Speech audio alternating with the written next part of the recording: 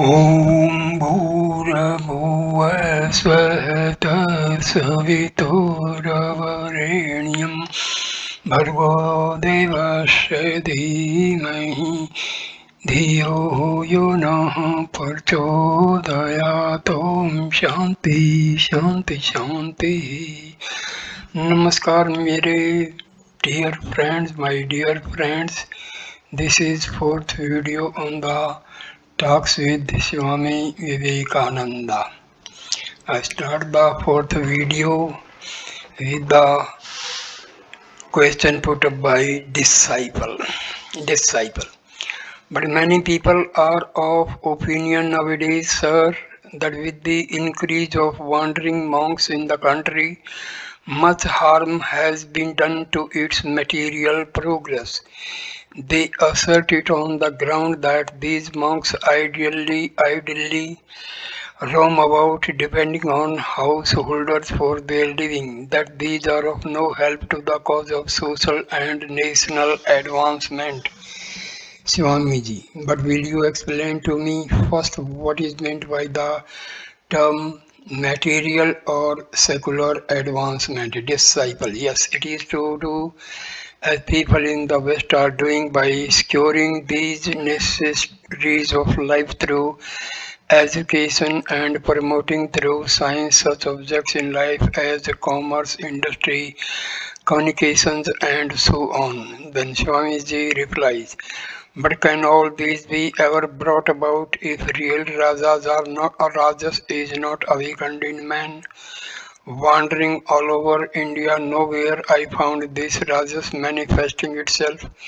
It is all tamas and tamas. The masses lie engulfed in tamas, and only among the monks could I find this rajas and sattva.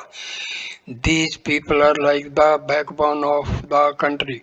The real sannyasi is a teacher of householders. It is with the light and teaching obtained from them that householders of old triumphed many a time in the battles of life. The householders give food and clothing to the sadhus only in return for their invaluable teachings.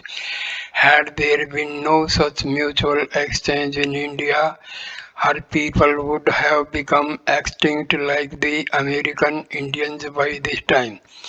It is because the householders still give a few morsels of food to the sadhus that they are yet able to keep their foothold on the path of progress. The sannyasis are not idle, they are really the fountainhead of all activity. The householders see lofty ideals carried into practice in the lives of the sadhus and accept them from them such noble ideas, and this it is that has up till now enabled them to fight their battle of life from the sphere of karma. The example of holy sadhus makes them work out holy ideas in life and imbibe real energy for work. The sannyasis inspire the householders in all noble causes by embodying in their lives the highest principle of giving up everything for the sake of God and the good of the world. And as a return, the householders give them a few doles of food, and the very disposition and capacity to grow that food develops in the people because of the blessings and good wishes of the all-renouncing monks. It is because of their failure to understand the deeper issues that people blame the monastic institution. Whatever may be the case in other countries in this land, the bark of a householder's life does not sink only because the sannyasis are at its hem. Disciple, but sir, how many monks are to be found who are truly devoted to the good of man? Swamiji, quite enough if one great sannyasi like Sri Ramakrishna comes in 1,000 years. For 1,000 years after this After his advent, people may well guide themselves by those ideas and ideals he leaves behind. It is only because this monastic institution exists in the country that men of his greatness are born here. There are defects more or less in all the institution of life. But what is the reason that in spite of its faults this noble institution stands, yet supreme over all the other institutions of life? It is because the true sannyasis forego even their own life liberation and live simply for doing good to the world. If you don't feel grateful to such a noble institution, fie on you again and again. While speaking these words, Swamiji's countenance became aglow, and before the eyes of the disciple he shone as the very embodiment of sannyasa. Then, as if realizing deep within his soul the greatness of this institution, self-absorbed, he broke forth in the sweetest symphony. वेदांत वाक्येषु सदारमन्तो भिक्षान्मात्रेण च तुष्टिमन्तः अशोकमन्तः कर्णे चरन्तः कौपन्वन्तः खलु भाग्यवन्तः. Brooding blissfully in mind over the text of the Vedanta, quite contented with food obtained as alms and wandering forth with a heart untouched by any feeling of grief, thrice happy are the sannyasis with only their loin cloth for dress. Resuming the talk, he went on, for the good of many, for the happiness of the many is the sannyasi inborn. His life is all vain indeed who, embracing sannyasa, forgets this ideal. The sannyasin verily is born into this world to lay down his life for others, to stop the bitter cries of men, to wipe the tears of the widow, to bring peace to the soul of the bereaved mother, to equip the ignorant masses for the struggle for existence, to accomplish the secular and spiritual well-being of all through the diffusion of spiritual teachings, and to arouse the sleeping lion of Brahma in all by throwing in the light of knowledge. Addressing then his brothers of the order, he said, our life is Atmano Muksartham Jaganti Dhaya, for the sake of our self-liberation as well as for the good of the world. So what are you sitting idle for? Arise, awake, wake up yourselves and awaken others. Achieve the consummation of human life before you pass off. Arise, awake and stop not till the goal is reached. Talk number 11. Topics covered. Consecration of the temple of Sri Ramakrishna, place, the house of the deity Babu Nabgopal Ghosh, Ramakrishnapur, Havara, time 6th February 1898. Today the festival of installing the image of Sri Ramakrishna was to come up at the residence of Babu Nagopal Ghosh of Ramakrishnapur, Havara. The sannyasis of the Mat and the householder devotees of Sri Ramakrishna had all been invited there. Swamiji with party reached the bathing ghat at Ramakrishnapur. He was dressed in the simplest garb of ochre with the turban on his head and was barefooted. On both sides of the road were standing multitudes of people to see him. Swamiji commenced singing the famous nativity hymn on Sri Ramakrishna, who art thou laid on the lap of a poor Brahmin mother, etc., and headed a procession, himself playing on the khol. All the devotees assembled there followed, joining in the chorus. Shortly after the procession reached its destination, Swamiji went upstairs to see the chapel. The chapel was floored with marble. In the center was the throne, and upon it was the porcelain image of Sri Ramakrishna. The arrangement of materials was perfect, and Swamiji was much pleased to see it. The wife of Nabagopal Babu prostrated herself before Swamiji with the other female members of the house and then took to fanning him. Hearing Swamiji speaking highly of every arrangement, she addressed him and said, "What have we got to entitle us to the privilege of worshipping Thakur?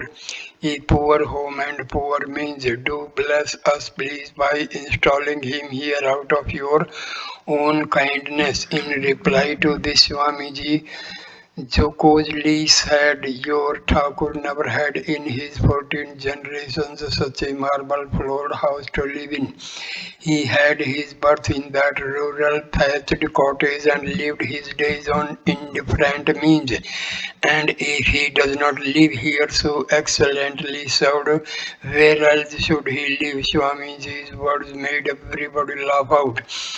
Now, with his body rubbed with ashes and gracing the seat of the priest, Swamiji himself conducted the worship with Swami Prakashananda to assist him. After the worship was over, Swamiji, while still in the worship room, composed extempore this mantra for prostration before Bhagava Sri Ramakrishna.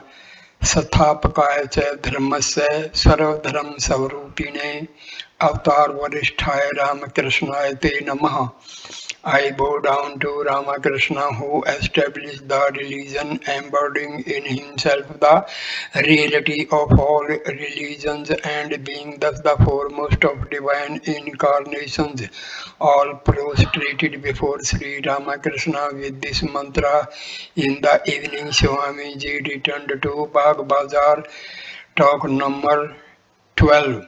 Guru Govind Singh Psychic Powers. Place Balram Babu's residence, Calcutta, year 1898. Swamiji had been staying during the last 2 days at Balram Babu's residence at Bagh Bazar. He was taking a short stroll on the roof of the house, and the disciple with 4 or 5 others was in attendance. While walking to and fro, Swamiji took up the story of Guru Govind Singh and with his great eloquence touched upon the various points in his life, how the revival of Sikh sect was brought about by his great renunciation, austerities, fortitude, and life-consecrating labors, how by his initiation he re-Hinduized Mohammedan converts and took them back into the Sikh community, and how on the banks of the Narmada he brought his wonderful life to a close, speaking of the great power that used to be infused in those days into the initiates of Guru Govind. Swamiji recited a popular Doha couplet of the Sikhs. 1.25 पर एक चढ़ाऊं जब गुरु गोविंद नाम सुनाऊं. The meaning is, when Guru Govind gives the name, that is the initiation, a single man becomes strong enough to triumph over 1.25 lakhs of his foes. Each disciple, deriving from his inspiration a real spiritual devotion, had his soul filled with such wonderful heroism. While holding forth thus on the glories of religion, Swamiji's eyes, dilating with enthusiasm, seemed to be emitting fire, and his hearers, dumb-stricken and looking at his face, kept watching the wonderful sight. After a while, the disciple said, "Sir, it was very remarkable that Guru Govind could unite both Hindus and Muslims within the fold of his religion and lead them both toward the same end. In Indian history, no other example of this can be found." Swamiji Man can never be united unless there is a bond of common interest. You can never unite people merely by getting up meetings, societies, and lectures if their interest be not one and the same. Guru Govind made it understood everywhere that the man of his age, be they Hindus or Muslims, were living under a regime of profound injustice and oppression. He did not create any common interest, he only pointed out to the masses, and so both Hindus and Muslims followed him. He was a great worshipper of Shakti. Yes, in Indian history, such an example is indeed very rare. Finding then that it was getting late into the night, Swamiji came down with others into the parlor of the first floor where the following conversation on the subject of miracles took place. Swamiji said it is possible to acquire miraculous powers by some little degree of mental concentration, and turning it to disciple, he asked, well, should you like to learn thought reading? I can teach that to you in 4 or 5 days. Disciple of what will it be to me, sir? Swamiji, why you will be able to know others' mind? Disciple, will that help my attainment of the knowledge of Brahma? Swamiji, not a bit. Disciple, then I have no need to learn that science. But sir, I would very much like to hear about what you have yourself seen of the manifestation of such psychic powers. Swamiji, on once when traveling in the Himalayas, I had to take up my abode for a night in a village of the hill people. Hearing the beating of drums in the village sometime after nightfall, I came to know upon enquiring of my host that one of the villagers had been possessed by a Devta or good spirit. To meet his importunate wishes and to satisfy my own curiosity, we went out to see what the matter really was. Reaching the spot, I found a great concourse of people. A tall man with long bushy hair was pointed out to me, and I was told that person had got the Devta on him.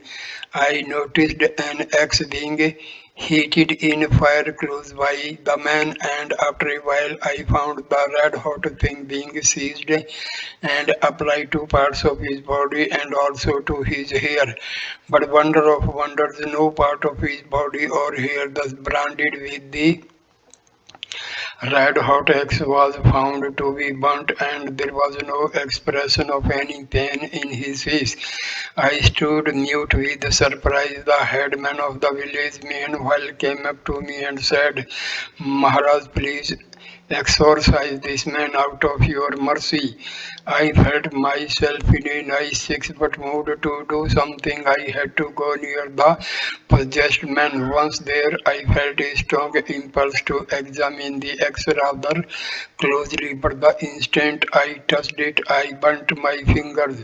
Although the thing had been cooled down to blackness, the smarting the smarting made me restless, and all my theories about the X phenomenon were spirited away from my mind. However, smarting with the burn, I placed my hand on the head of the man and repeated for a short while the japa. It was a matter of surprise to find that the man came round in 10 or 12 minutes.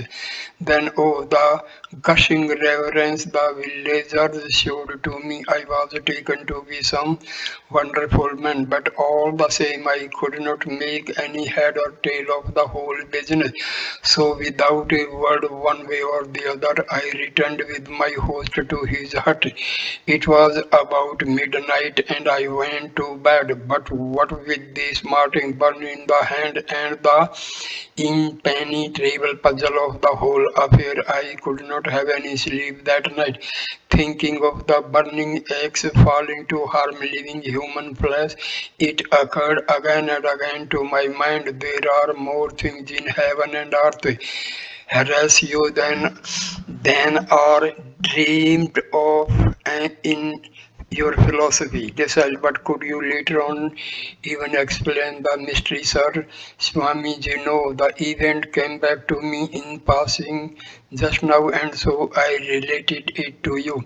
He then resumed, but Sri Ramakrishna used to disparage these supernatural powers. His teaching was that one cannot attain to the supreme truth if the mind is diverted to the manifestation of these powers. The human mind, however, is so weak that, not to speak of householders, even 90% of the sadhus happen to be votaries of these powers. In the West, men are lost in wonderment if they come across such miracles. It is only because Sri Ramakrishna has mercifully made us understand the evil of these powers as being hindrance to real spirituality that we are able to take them at their proper value. Have not you noticed how, for that reason, the children of Sri Ramakrishna pay no heed to them? Swami Yogananda said to Swamiji at this moment, well, why don't you narrate to our Bengal that incident of yours in Madras when you met the famous ghost tamer? At the earnest entreaty of the disciple, Swamiji was persuaded to give the following account of his experience. Once while I was putting up at Manmatha Babu's palace, I dreamed one night that my mother had died. My mind became much distracted, not to speak of corresponding with anybody at home. I used to send no letters in those days, even to our mutt.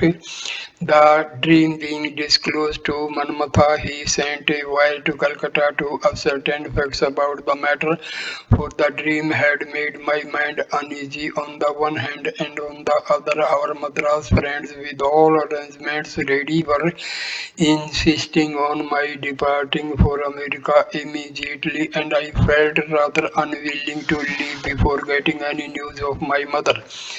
So Manmatha, who discerned the state of my mind, suggested our repairing to a man living some way off from town, who, having acquired mystic powers over spirits, could tell fortunes and read the past and the future of a man's life. So at Manmatha's request, and to get rid of my mental suspense, I agreed to go to this man, covering the distance partly by railway and partly on foot. We four of us, Manmatha, Alasinga, myself, and another, managed to reach the place, and what met our eyes there was a man with a ghoulish, haggard, suit black appearance sitting close to a cremation ground. His attendants used some jargon of Madrasi dialect to explain to us that this was the man with perfect power over the ghost. At first the man took absolutely no notice of us, and then when we were about to retire from the place, he made a request for us to wait. Our Alasinga was acting as the interpreter, and he explained the request to us. Next the man commenced drawing some figures with a pencil, and presently I found him getting perfectly still in mental concentration. Then he began to give out my name, my genealogy, the history of my long line of forefathers, and said that Sri Ramakrishna was keeping close to me all through my wanderings, intimating also to me good news about my mother. He also foretold that I would have to go very soon to far off lands for preaching religion. Getting good news thus about my mother, we all travelled back to town, and after arrival were received by wire from Calcutta the assurance of mother's doing well. Turning to Swami Yogananda, Swamiji remarked, everything that the man had foretold came to be fulfilled to the letter. Call it some for fortuitous concurrence or anything you will. Swami Yogananda said in reply, it was because you would not believe all this before that this experience was necessary for you, Swamiji. Well, I am not a fool to believe anything and everything without direct proof, and coming into this realm of Mahamaya. Oh, the many magic mysteries I have come across alongside this bigger magic conjuration of a universe. Maya, it is all Maya. Goodness, what rubbish we have been talking so long this day. By thinking constantly of ghost, man become ghost themselves, while whosoever repeats day and night, knowingly or unknowingly, I am the eternal, pure, free, self-illumined Atma, verily becomes the knower of Brahma. Saying this, Swamiji affectionately turned to the disciple and said, "Don't allow all that worthless nonsense to occupy your mind. Always discriminate between the real and the unreal, and devote yourself heart and soul to the attempt to realize the Atma. There is nothing higher than this knowledge of the Atma. All else is Maya, mere jugglery. The Atman is the one unchangeable truth. This I have come to understand, and that's why I try to bring it home to you all. एक में मयम ब्रह्मणि नानास्ति किंचन. One Brahma, there is without a second, there is nothing manifold in existence. All this conversation continued up to 11 o'clock at night. After that, his meal being finished, Swamiji retired for rest. The disciple bowed down at his feet to bid him goodbye. Swamiji asked, "Are you not coming tomorrow?" Disciple, "Yes, sir, I am coming to be sure. The mind longs so much to meet you at least once before the day is out." Swamiji, so good night. Now it is getting very late. Talk number 13. Tithi Puja of Sri Ramakrishna, investing some non-Brahmin devotees with holy thread, Grish Chandra Ghosh, Karma Yoga or unselfish work. Its aim and utility. Place Belur, the rented Math premises, year 1898. Swamiji was staying at the time at the rented garden house of Nilambar Babu, where the mutt had been removed from Alam Bazar. Arrangements had been made for Sri Ramakrishna's Tithi Puja nativity on a grand scale. On the morning of the auspicious day, Swamiji personally inspected the preliminaries of the worship. The inspection over, Swamiji asked the disciple, "Well, you have brought the holy thread, I hope." Disciple, "Yes, sir, I have everything is ready as you desired, but sir, I can't make out why so many holy threads are in requisition." Swamiji, "Every Divijati twice born has a right to investiture with the holy thread. The Vedas themselves are authority in this matter. Whoever will come here on his second birthday of Sri Ramakrishna, I shall invest him with the holy thread. These people have fallen from their true status, and the scriptures say that after proper expiation, those fallen in the way earn the right to investiture with the holy thread. This is the great day of Sri Ramakrishna's nativity, and man will be purified by taking his name. So the assembled devotees are to be invested with the holy thread today. Do you now understand, disciple? I have collected, sir, quite a good number of holy threads according to your instructions, and after the worship I shall, with your permission, invest the bhaktas with them. Swamiji, to the bhaktas who are not Brahmins, give this mantra of Gayatri here. Swamiji communicated to the disciple the special Gayatris for them. By degrees, all the people of the land men have to be lifted to the position of Brahmins, not to speak of Bhaktas of Sri Ramakrishna. Each Hindu, I say, is a brother to every other, and it is we who have degraded them by our outcry, don't touch, and so the whole country has been plunged to the utmost depths of meanness, cowardice, and ignorance.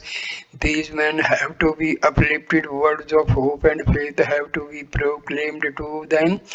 We have to tell them, you are also men like us and you have all the rights that we have. Do you understand, disciple?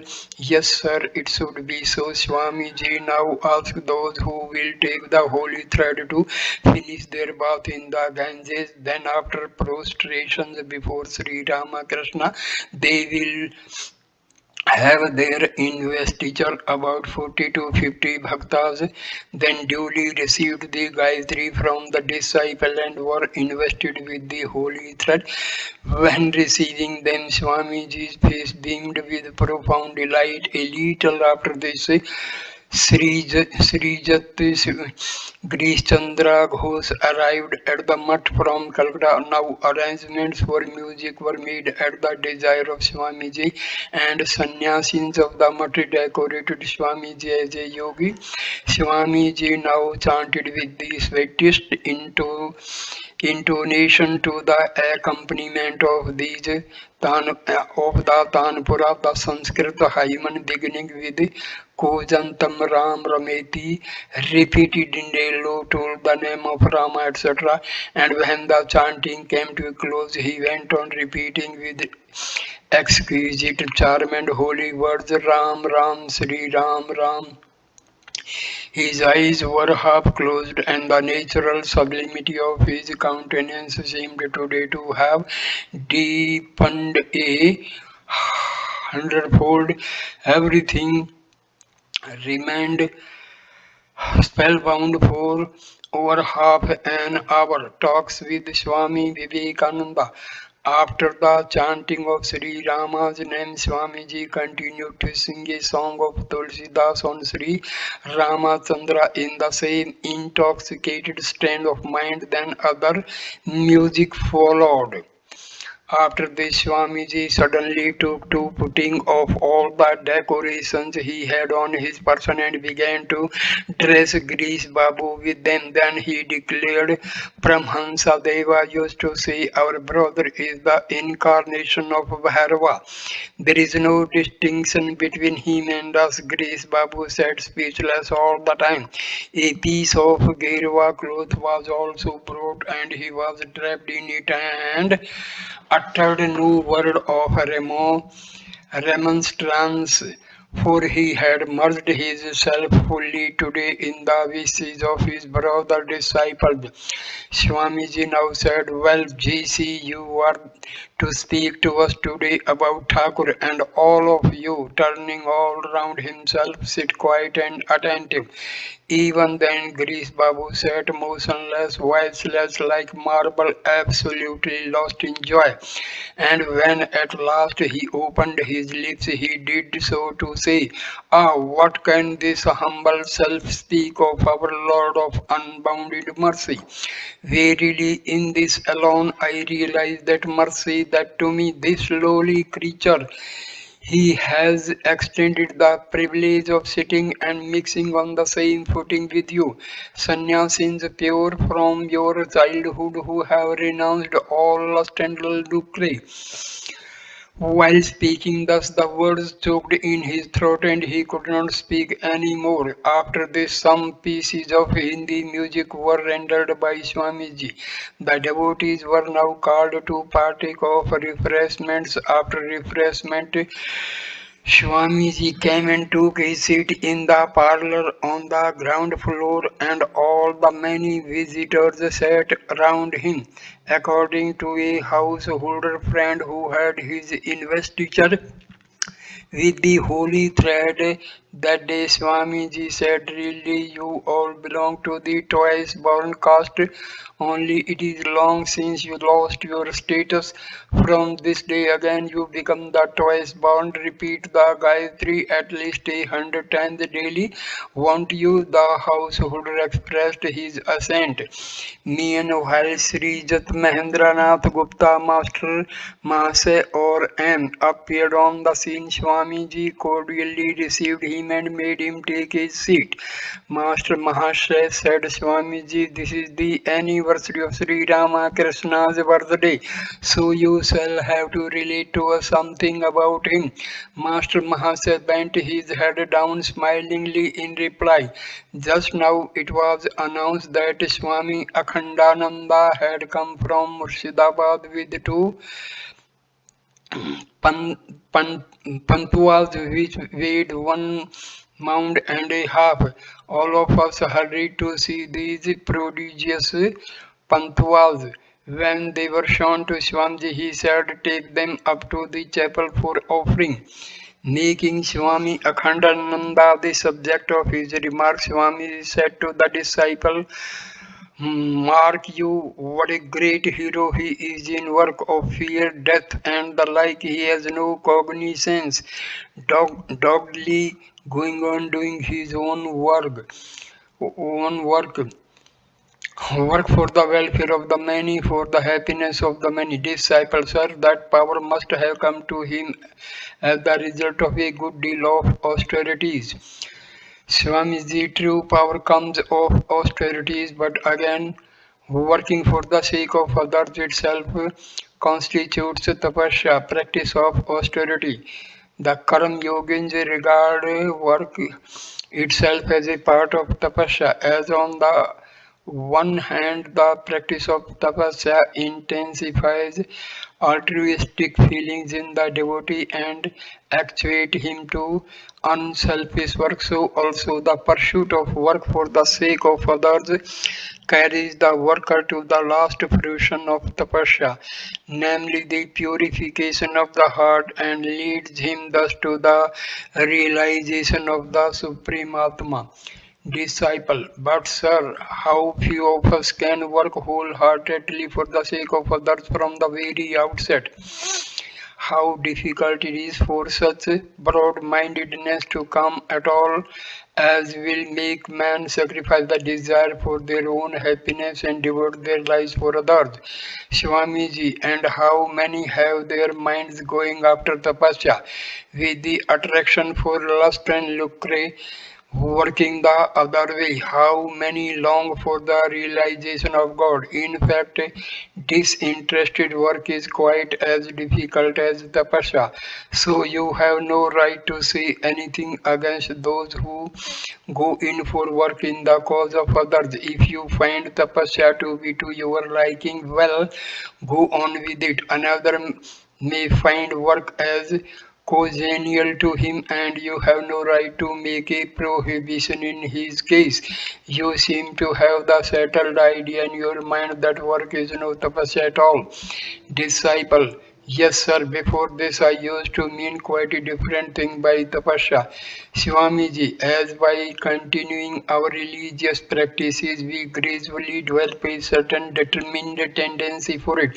So by performing disinterested work over and over again, even unwillingly, we gradually find the will merging itself in it. The inclination to work for others develops in this way. Do you see?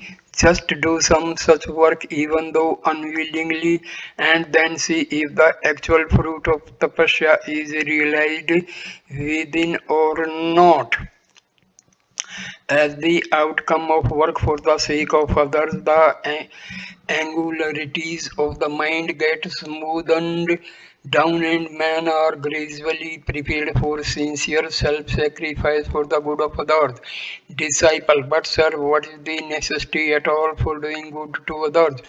Swamiji, well, it is necessary for one's own good. We become forgetful of the ego when we think of the body as dedicated to the service of others, the body with which most complacently we identify the ego, and in the long run comes the consciousness of disembodiedness. The more intently you think of the well-being of others, the more oblivious of self you become. In this way, as gradually your heart gets purified by work, you will come to feel the truth that your own self is pervading all beings and all things. Thus, it is that doing good to others constitutes a way, a means of revealing one's own self or Atma. Know this also to be one of the spiritual practices, a discipline for God realization. Its aim also is self-realization, exactly as that aim is attained by jnana knowledge, bhakti, devotion and so on, so also by work for the sake of others. Disciple, but sir, if I am to keep thinking of others day and night, when shall I contemplate on the Atma? If I rest wholly occupied with something particular and relative, how can I realize the Atma which is absolute? Swamiji, the highest aim of all disciplines, all spiritual paths is the attainment of the knowledge of Atma. If you, by being devoted to the service of others and by getting your heart purified by such work, attain to the vision of all beings as the self, what else remains to be attained in the way of self-realization? Would you say that self-realization is the state of existing as inert matter, as this wall or as this piece of wood, for instance? Disciple, though that is not the meaning, yet what the scriptures speak of as the withdrawal of the self into its real nature consists in the arresting of all mind functions and all work. Swamiji, yes, this samadhi of which the scriptures speak is a state not at all easy to attain. When very rarely it appears in somebody, it does not last for long. So what will he keep himself occupied with? Thus it is that after realizing that state described in the scriptures, the saint sees the self in all beings and in that consciousness devotes himself to service, so that any karma that was yet left to be worked out through the body may exhaust itself. It is this state which has been described by the authors of Shastras as Jivan Mukti, freedom while living. Disciple, so after all it comes about, sir, that unless this state of Jivan Mukti is attained, work for the sake of others can never be pursued in the truest sense of term. Swamiji, yes, that is what the Shastras say, but they also say that work or service for the good of others leads to the state of Jivan Mukti. Otherwise, there would be no need on the part of the Shastras to teach us a separate path of religious practices called the Karma Yoga. The disciple now understood the point and became silent, and Swamiji, giving up the topic, commenced rendering in a voice of superhuman sweetness the song composed by Babu Grish Chandra Ghosh to commemorate Sri Ramakrishna's nativity. Who art thou lying on the lap of the poor Brahmin matron, etc. Talk number 14. Installation of Sri Ramakrishna at Belur Mutt.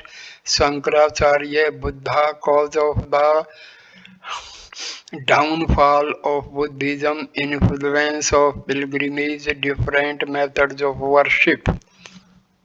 Place the rented mutt premises at Belur, year 1898.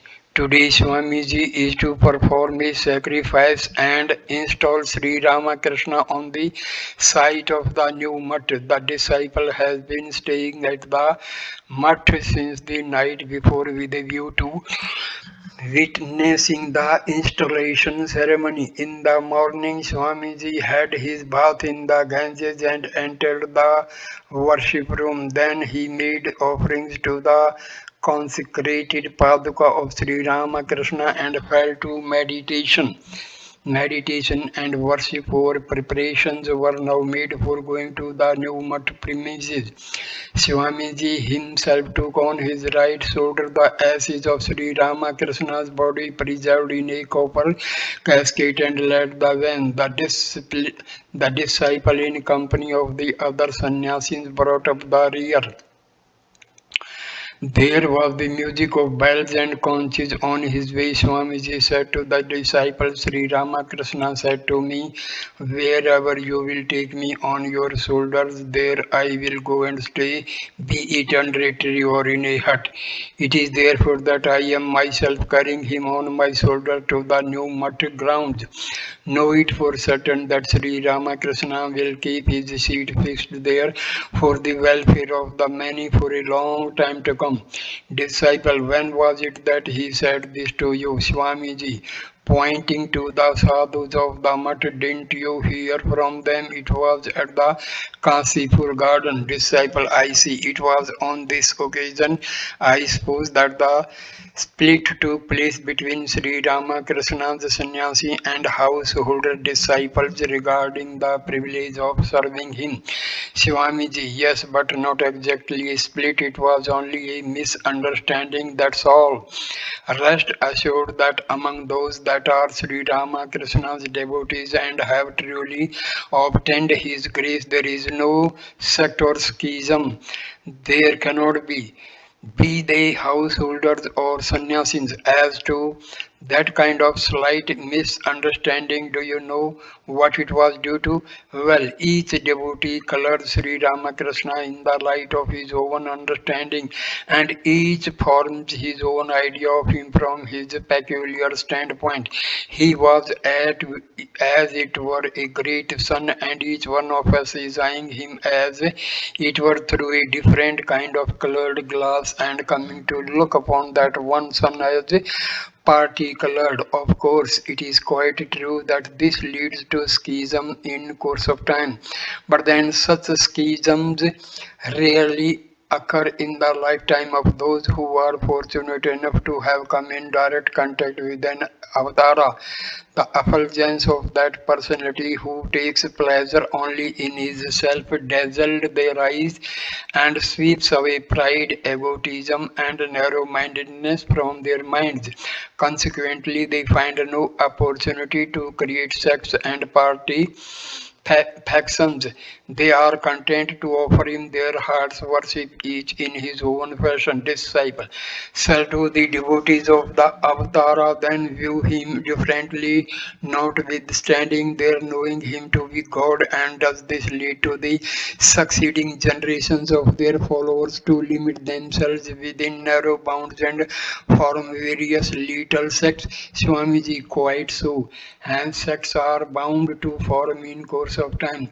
Look, for instance, how the followers of Chaitanya Deva have been divided into 200 or 300 sects, and those of Jesus hold thousands of creeds.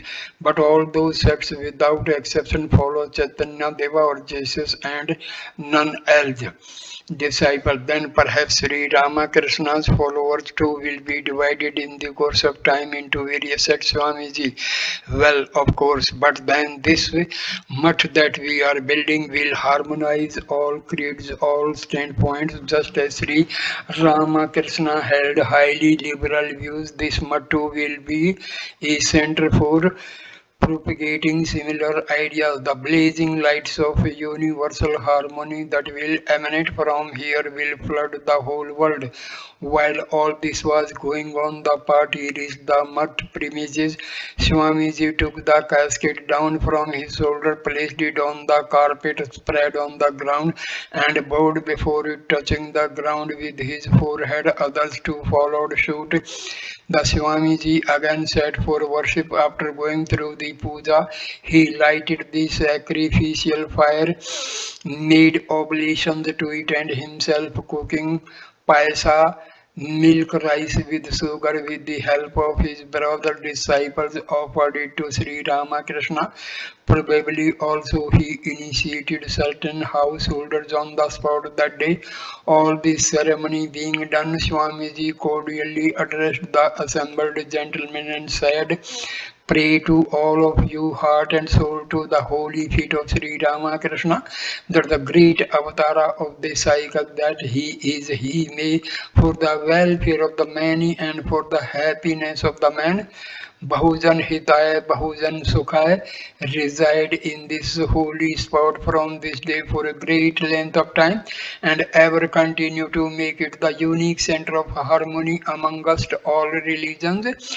Everyone prayed like that with folded palms. Swamiji next called the disciple and said, "None of us sannyasis have any longer the right to take back this casket of Sri Ramakrishna, for we have installed him here today. It behoves on you therefore to take it on your head back to Nilambar Babu's garden." Seeing that the disciple hesitated to touch the casket, Swami said, "No fear, touch it, you have my order." The disciple gladly obeyed the injunction, lifted the casket on his head and moved on. He went first, next came Swamiji, and the rest followed. Swamiji said to the disciple on the way, "Sri Ramakrishna has today sat on your head and is blessing you. Take care, never let your mind think of anything transitory from this day forth." Before crossing a small bridge, Swamiji again said to him, "Beware, now you must move very cautiously." Thus all safely reached the mutt and rejoiced. Swamiji now entered into a conversation with the disciple, in the course of which he said, "Through the will of Sri Ramakrishna, his Dharmakshetra sanctified spot has been established today. A 12 years anxiety is off my head. Do you know what I am thinking of at this moment? This mutt will be a center of learning and spiritual discipline. Householders of a virtuous turn like yourselves will build houses on the surrounding land and live there, and sannyasis, men of renunciation, will live in the center, while on that plot of land on the south of the mutt, buildings will be erected for English and American disciples to live in. How do you like this idea, disciples? Sir, it is indeed a wonderful fancy of yours." "Swamiji, a fancy, do you call it? Not at all. Everything will come about in time. I am but laying the foundation. There will be lot of further developments in future. Some portion of it I shall leave to work out, and I shall infuse into you fellows various ideas which you will work out in future. It will not do merely to listen to great principles. You must apply them in the practical field, turn them into constant practice. What will be the good of cramming the high sounding dicta of the scriptures? You have first to grasp the teachings of the Shastras and then to work them out in practical life. Do you understand? This is called a practical religion." Thus the talk went on and gradually drifted to the topic of Shankaracharya. The disciple was a great adherent of Shankara, almost to the point of fanaticism. He used to look upon Shankara's Advaita philosophy as the crest of all philosophies and could not bear any criticism of him. Swamiji was aware of this, and as was his wont, wanted to break this one-sidedness of the disciple. Swamiji, Sankara's intellect was sharp like the razor. He was a good argumentator and a scholar, no doubt of that, but he had no great liberality. His heart too seems to have been like that. Besides, he used to take great pride in his Brahmanism, much like a southern Brahmin of the priest class. You may say how he has defended in his commentary on the Vedanta Sutras that the non-Brahmin caste will not attain to a supreme knowledge of Brahma, and how spacious arguments. Referring to Vidura, he has said that he became a knower of Brahma by reason of his Brahmin body in the previous incarnation. Well, if nowadays any Shudra attains to a knowledge of Brahma, shall we have to side with your Shankara and maintain that because he had been a Brahman in his previous birth, therefore he has attained to this knowledge? Goodness, what is the use of dragging in Brahmanism with no much ado? The Vedas have entitled anyone belonging to the three upper castes to a study of the Vedas and the realization of Brahma. Have not they? So Sankara had no need whatsoever of displaying this curious bit of pedantry on this subject contrary to the Vedas, and such was his heart that he burnt to death lots of Buddhist monks by defeating them in argument, and the Buddhists too were foolish enough to burn themselves to death simply because they were worsted in argument. What can you call such an action on Shankara's part except fantasism? But look at Buddha's heart, ever ready to give his own life to save the life of even a kid. What to speak of Bahujan Hitaya, Bahujan Sukhaya, for the welfare of the many, for the happiness of the many. See what a large heartedness, what a compassion. Disciple, can't we call that attitude of Buddha too as another kind of fanaticism, sir? He went to the length of sacrificing his own body for the sake of a beast, Swamiji. But consider how much good to the world and its beings came out of that. Fanaticism of his, how many monasteries and schools and colleges, how many public hospitals and veterinary refuges were established, how developed architecture became. Think of that. What was there in this country before Buddha's advent? Only a number of religious principles recorded on bundles of palm leaves, and those too known only to a few. It was Lord Buddha who brought them down to the practical field and showed how to apply them in the everyday life of the people. In a sense, he was the living embodiment of true Vedanta. Disciple, but sir, it was he who, by breaking down the Varnasrama Dharma duty according to caste and order of life, brought about a revolution within the fold of Hinduism in India, and there seems to be some truth also in the remark that the religion we preached was for this reason banished in course of time from the soil of India. Swamiji, it was not through his teachings that Buddhism came to such degradation, it was the fault of his followers. By becoming too philosophic, they lost much of their breadth of heart. Then gradually the corruption known as Vamachara, unrestrained mixing with women in the name of religion, crept in and ruined Buddhism. Such diabolical rites are not to be met with any modern tantra.